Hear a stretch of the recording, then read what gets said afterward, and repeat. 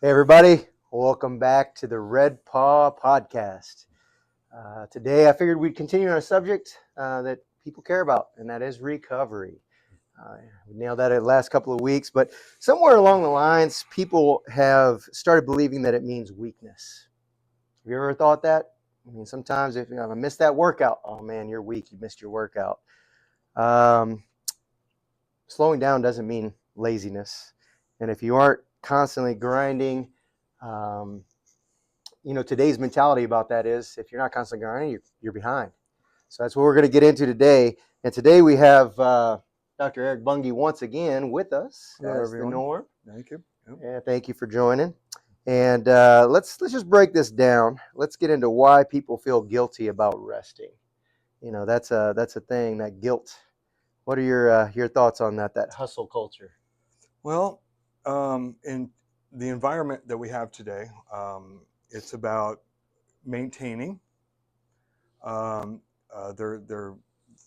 they've reached their plateau, and in order to maintain it, they feel they have to. Or often I hear about, if I miss a workout, I feel bad. So there's some sort of a thing there. But the body doesn't lose anything in a day or two. I mean, it takes a good week till the body starts. It's called atrophying. Okay.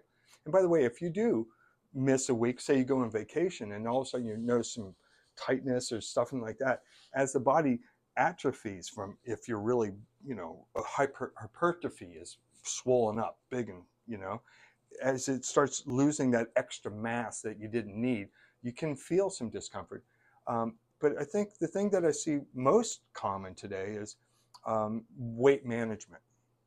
That I'm working out to maintain my healthy weight, my weight reduction, or the healthy weight that I have, and that leads to obviously overworking out, uh, not respecting the recovery cycle.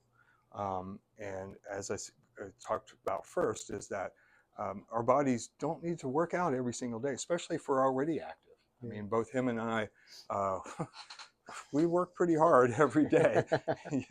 I mean, and do I need to go now? Going to the gym is a wonderful thing. Don't get me wrong, or whatever it is that you do, home, just like self-limiting body weight exercises. That's what I do. And but the first thing is maintaining. Second thing would be weight management. I think the other thing is just you're in some kind of a program that you feel obligated. Yeah. What's today's goal that we need to accomplish? Right. Do you think, would you say it's right to say that social media plays an impact on people in that mentality? There's obviously pressure from everywhere, whether it's ourselves, it's the our peers, and then of course, how much time we now spend looking at what other people on social media think we need to have. Yeah. So, I think there might be that mentality out there, when I'm scrolling, not that I try to, but we all do it, of athlete versus everyday people. You think sometimes people fall victim to feeling like, oh man, I'm just that everyday person. I want to be that athlete. It has to depend on how old you are. Okay, let's be real. I mean, I saw a picture of me in 1994. How many decades is that ago? And boy, and I didn't work out. And I'll have to get you that picture. It's pretty, I'd love to see it's pretty incredible. And a ripped doc. Arms, you should have seen the legs and the thighs and the calves. It was like, woof. Taken by a friend of mine, Dr. Richard Morgan, back with his old German camera.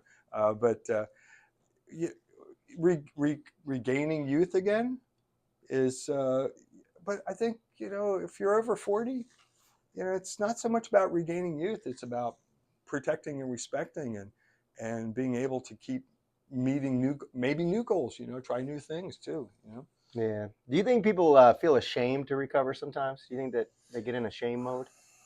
Well, there's a lot of pressure to keep pushing. Yeah. And let's look around us. How many different modalities, how many different options do we have to create a better recovery?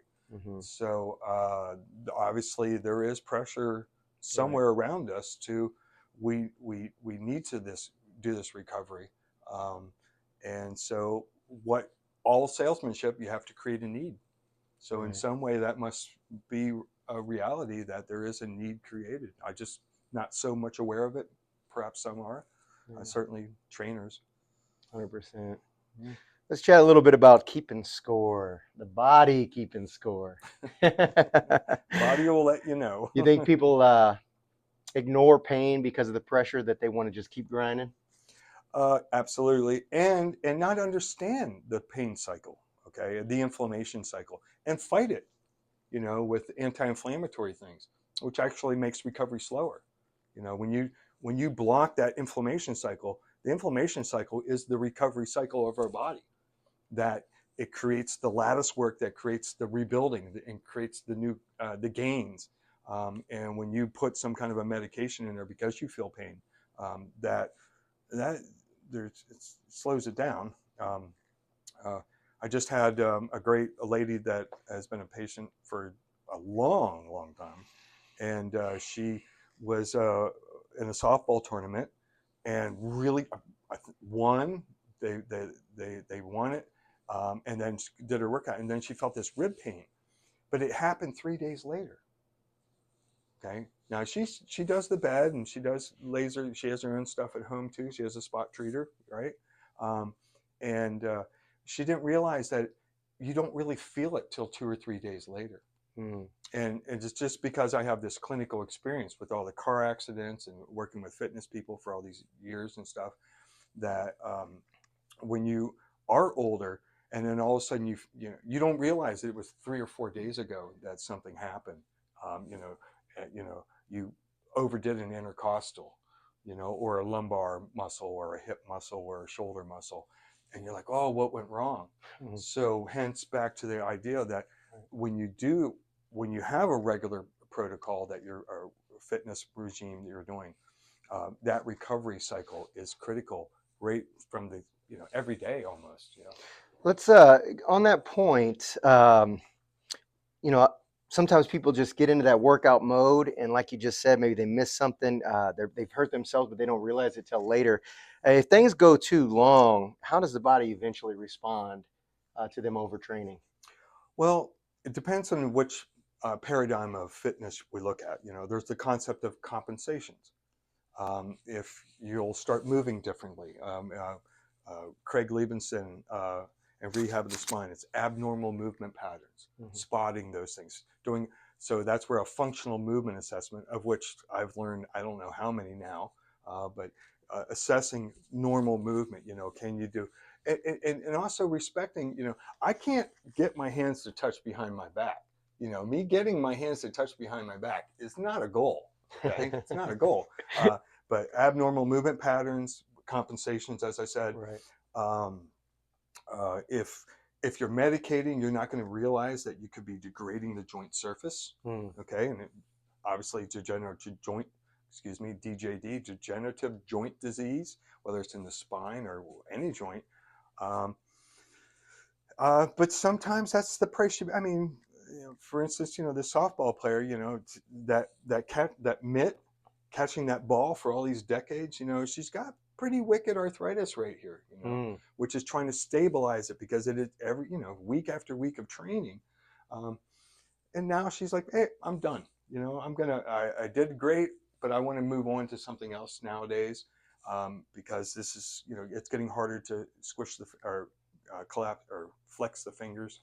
Um, so we have degenerative joint disease, chronic inflammation, muscle sprain strains. Tendons can get over. You keep pushing that heavy weight. You can.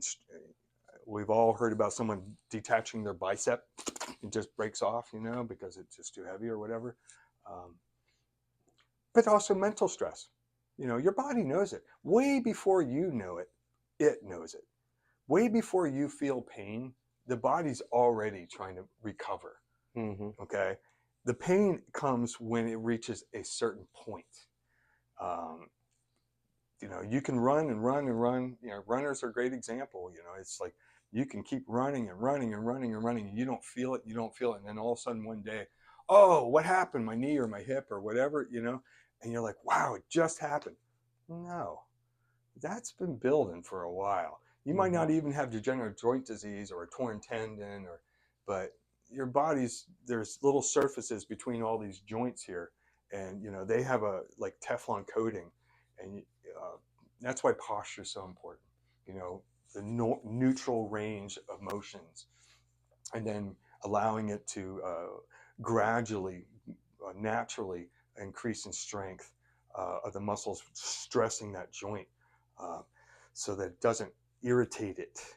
Um, and then, if on top of that, if you have a very high pro-inflammatory diet, you can develop, rheumatoid arthritis, um, autoimmune issues.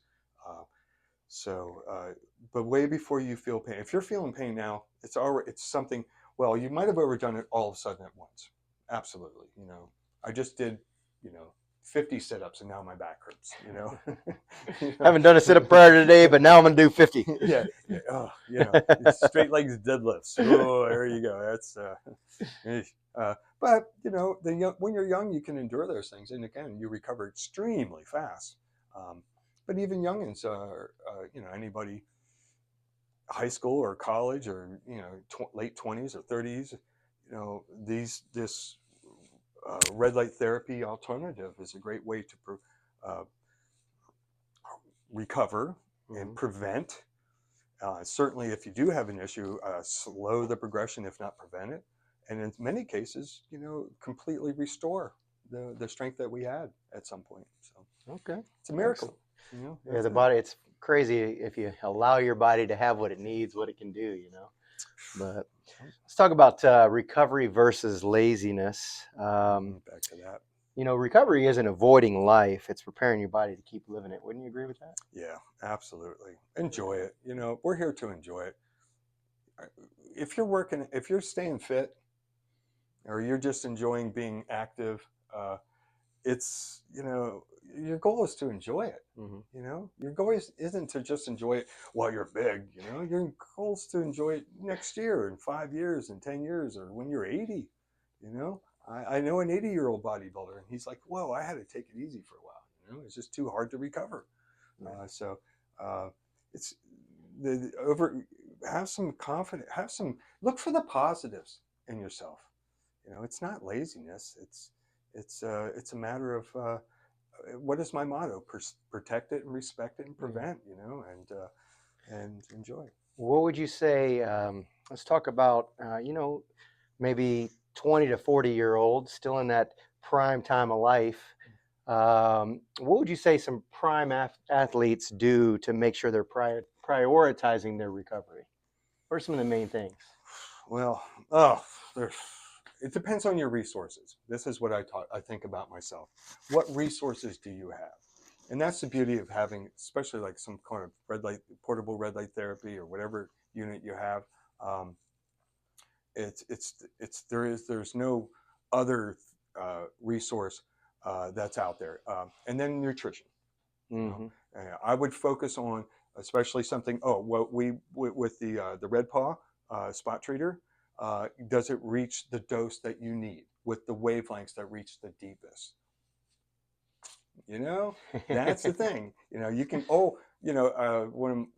There's one down here somewhere. When the guy brought, oh, there it is. He's like, well, is this as good as the others? And I'm like, no, it's not. If you're buying a tractor trailer, you buy a Peterbilt or a Kenworth.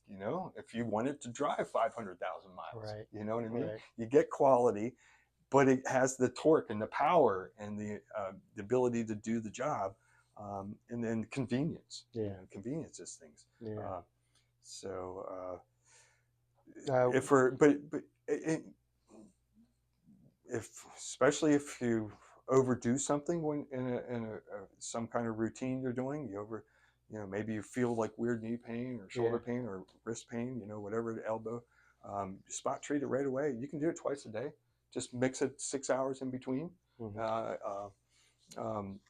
Depending how much mass you have or the color of your skin, it can penetrate much quicker. If you're, fair-headed fair-skinned redhead, it doesn't take much. Stop talking about me. Oh man. What about good quality water and hydration? Oh, well, I like spring water, so my son has me, thinking I know which bottled water I buy, but filtered. I've been to towns, I've traveled a lot, and there's places I've been, the water's just unreal. Like seriously.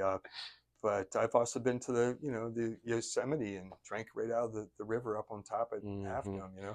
So, but yes, this whole idea that drinking a gallon a day and things like that, if you eat natural foods, if a good percentage of your diet is whether fruits or vegetables, there's a lot of water content in there already.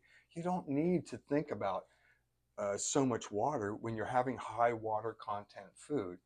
And then hydrating, there is some relevance to sports drinks. One thing that I found at Rec Hall at Penn State when I was there was the giant Gatorade jugs that they had in the gym. They weren't straight Gatorade. They were, at the time, this is, I believe, correct, they were diluted 1-5. Or wow. 1/5. It was 1/5. Okay. Right. So it wasn't straight, sugar water or whatever you want to call it. It was, mostly water with some ions or whatever. What do we call those things? That electrolytes. Right. I know. I only took chemistry. I don't know, but organic chemistry, that was the good one.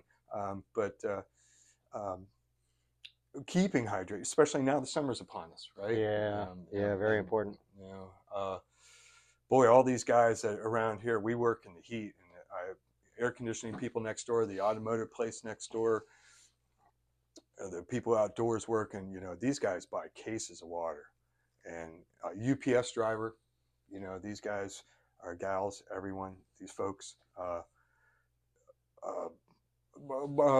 My pilot, my father-in-law, who's now passed, Captain Serpa, but he said we used to take a bottle of water and put a pinch of salt in it. That's it. And then they would fly, 14 hours in a plane that got no air conditioning or no heat. Even something as simple, again, back to what resources do you have? I've been to the store. I don't buy a lot of Gatorade or their sports drinks because I keep them on stock for people that come in. Because once they've had red light therapy, I tend to, are you, hydrate? Here, would you like a Gatorade? Whatever. I don't think I buy Gatorade. I think I buy another one. But just a pinch of salt in there. I like iodized salt too. I want to hit all the processed food that we eat. Okay, they use the cheapest salt possible. Now you can buy Himalayan salt or whatever, sea salt and stuff, but get it iodized. Get it iodized. That's what kept all the early civilizations alive, because they ate fish from the ocean generally.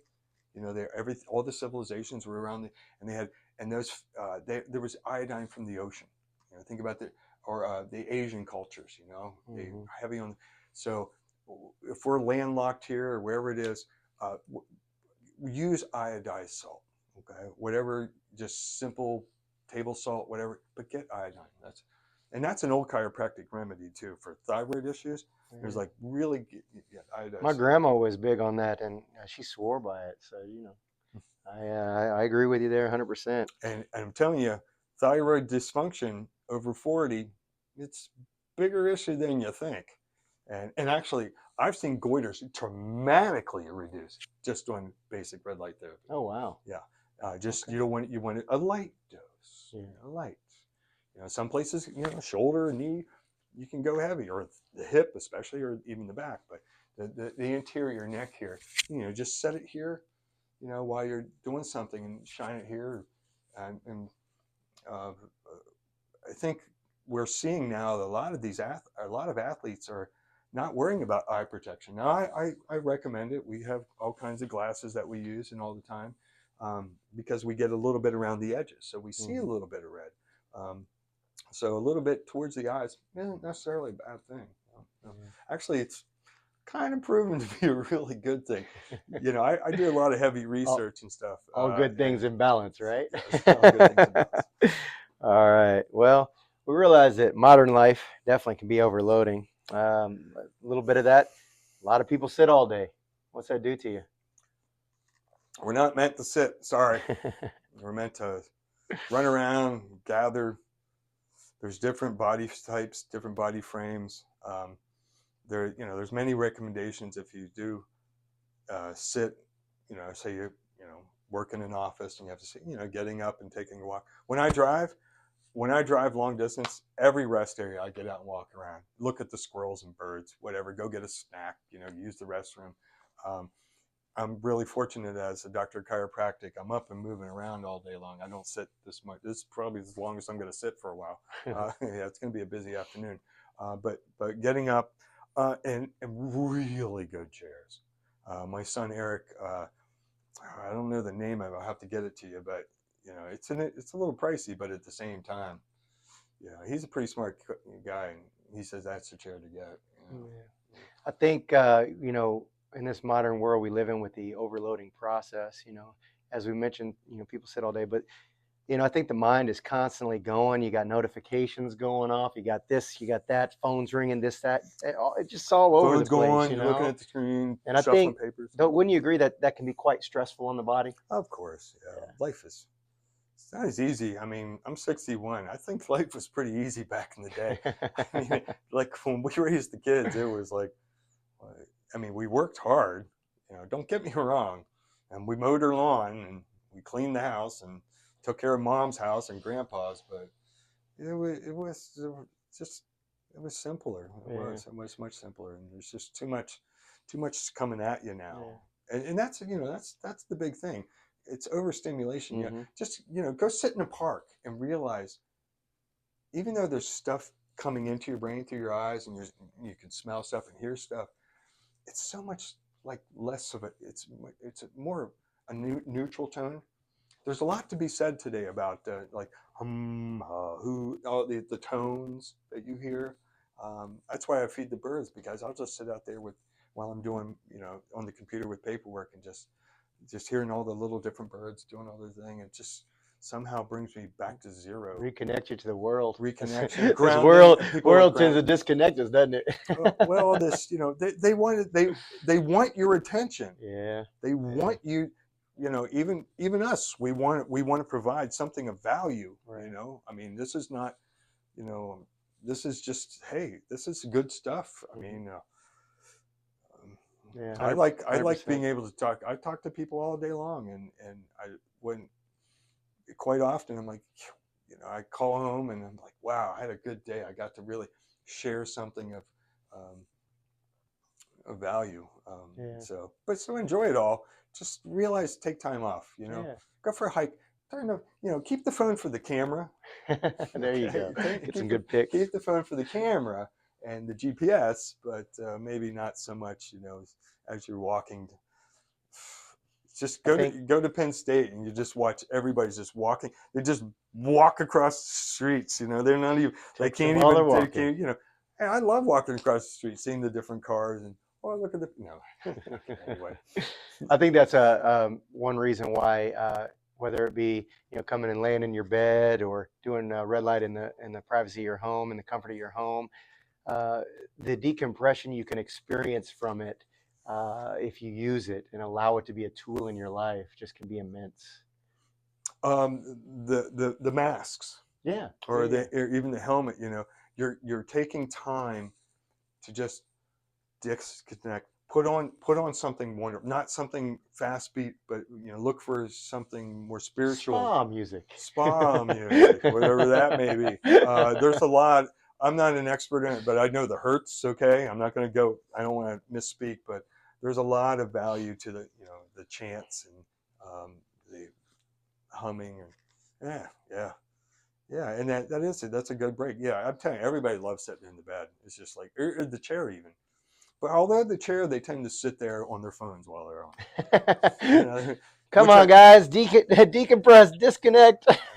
Well, but the thing is, they're generally working people that have worked all day. Yeah. And then this is their 15 minutes where they come in and they're catching up, or they're playing their game, because they're driving or working. They can't do that stuff.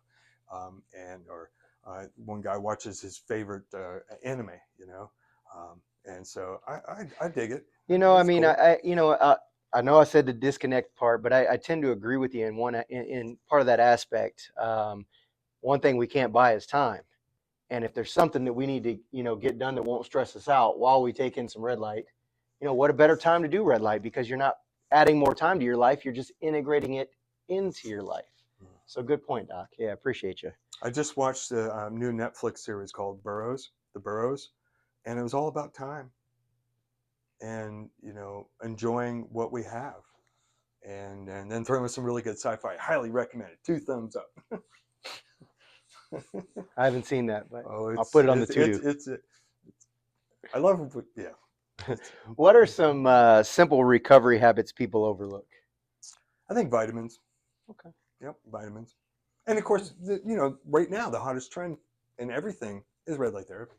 Okay. Yeah, that's it. All right. But digestive enzymes, definitely. I think that's the one that catches most people. Talk about vitamins, but digestive enzymes. I don't know how long I've been eating with especially any heavy meal, high protein meal, plant based, whatever. Digestive enzymes. Due to your advice, I started adding those in, by the way, and it seems very effective. Yeah.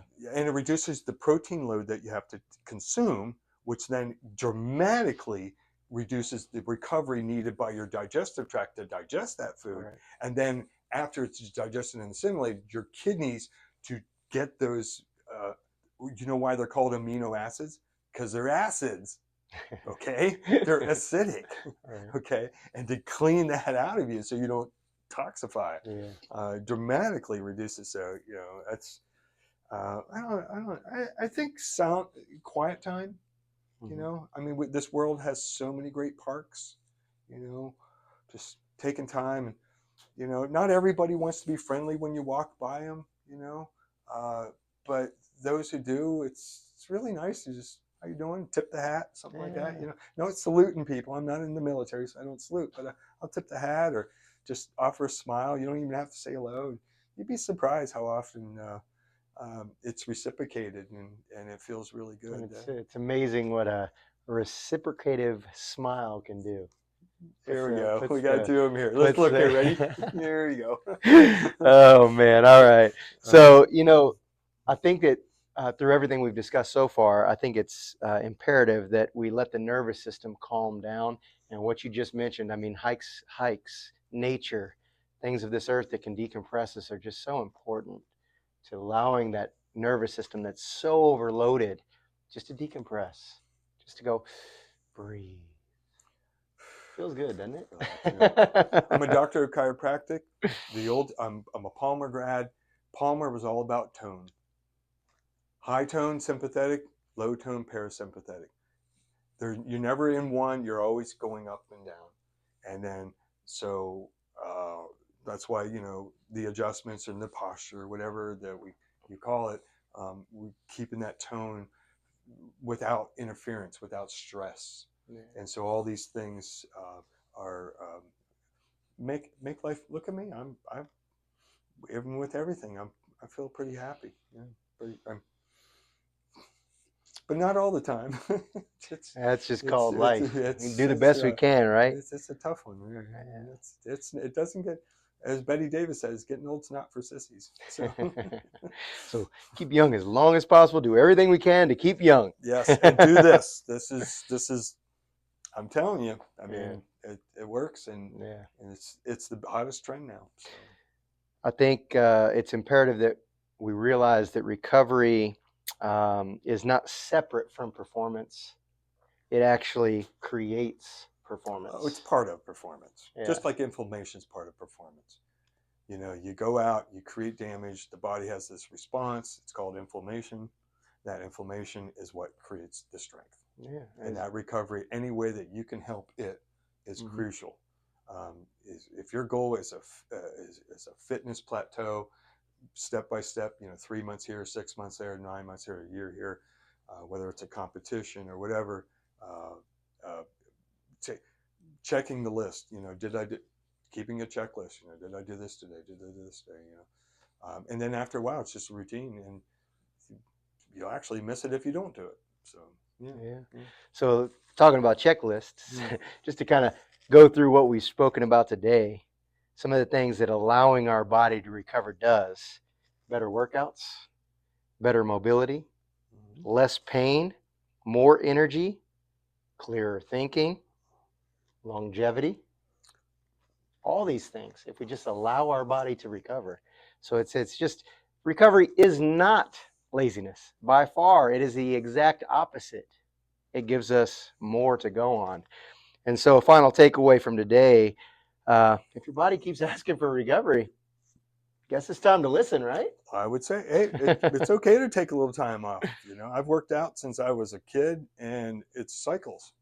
It was the early ones. It was then I had kids, and I was doing that, and then the 30s, and then the 40s with martial arts, and then the 50s with self-limiting body weight, and now in the 60s, just basically the way I do things is actually my workout, and then I demonstrate a lot of stuff, which just makes it pretty easy to stay fit. But my recovery, the is essential part now, and now that I'm over 60, my 50s to 60s, has been this red light therapy, a good red light therapy. Again, back to the good wavelengths that give the adequate dose, and then giving it time, and then taking time to give nourishment and rest and peace of mind for a little bit, and protect myself from things that are overdoing it. Which there are some. Car work. Car work is just brutal. Construction, all the house remodeling, which I've always done all that myself that I could. And I just know that I have to be careful, and I let other people do it. As what he said, what the guy say? I let the other guys turn the wrench. There you go. There you go. I take it back to one of your sayings: protect and respect. Protect and respect. There you go. So I think we all can honor that. And as we age, even me, I'm in my mid 40s. I'm 44. But man, when I hit my 40s, I really had to change my mentality on things. I'm not in my 30s and 20s anymore. I'm now into my 40s. So I'm restructuring how I can do things so that I can be smart about it and just lead a better quality of life. I don't want to be hunched over and not being able to be mobile. Or when ruin a hip or ruin a knee. And I can tell you personally, I've been listening to this fellow's journey for the last 5 months now. And there has been, it's easy to say, he's enjoying it. So, I love it. It's good advice. I don't just enjoy it. I love it. And I'm almost envious. Well, it's a journey we take together, my friend. Yeah, man. But when I was 44, it was the keto and the backflips and the flipping everybody and I'm not quite there. Putting the roof on the house. Oh man! But that also wore me out too. So all right. Well, recovery isn't weakness; it's maintenance for the life you want to keep living. So, here's to all of our dear followers and the people that are hopefully we're able to encourage through our discussions that we're going to continue to have every week because we want to bring value to you. Yeah, sure. Just continue to live your best life, and hopefully we can help you do that. But once again, Doc, thank you for your time. Thank you all for tuning in, and we'll talk to you next week on another valuable topic. We'll keep working on new topics. I keep adding to it. I got a push-up assist thing right now. And soon, I know this is a topic close to your mind. Soon we're going to have a friend in. Talk about a little bit about the vegan world. Oh boy. So I know that's dear to your heart. So plant-based. Stay tuned. We'll have that one coming soon as well. But anyways, Doc, appreciate your time. You're welcome, sir. Till next time, everybody. Thanks for tuning in to Red Paw. We'll see you soon.